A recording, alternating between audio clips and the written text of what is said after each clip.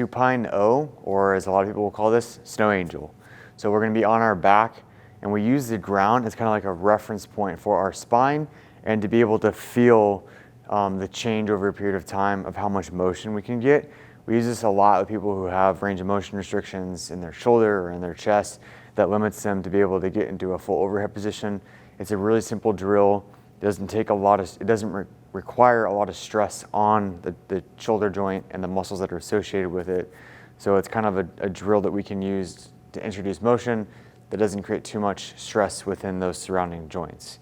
So when I go to my back, I'm gonna have my low back on the ground. It may come off just a tiny bit, that's all right. But the piece that I want you to be aware of is your rib cage angle.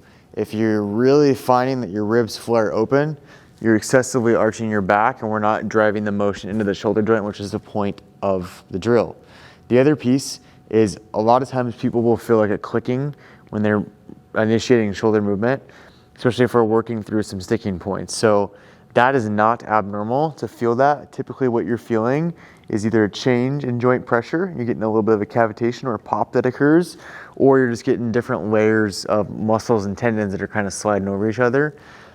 If you feel like a shift or like a sharp pain, something along those lines, that's completely different. We're trying to stay away from those types of things. But clicking, popping, stuff like that, that's a pretty common when it comes to these joints that are pretty freely movable, like our shoulders and our hips. So I like to go here, thumbs up, rotate to about halfway, my knuckles go down, rotate as they come to the top, my thumbs go toward the floor. So my thumbs are at the floor when I'm overhead, and then when I come back to that bottom position, my thumbs are pointed toward the ceiling.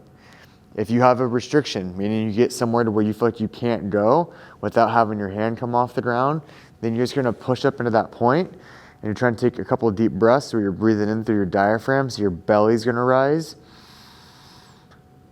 And then just trying to relax into that tension, come back out of it, and then go back into it again.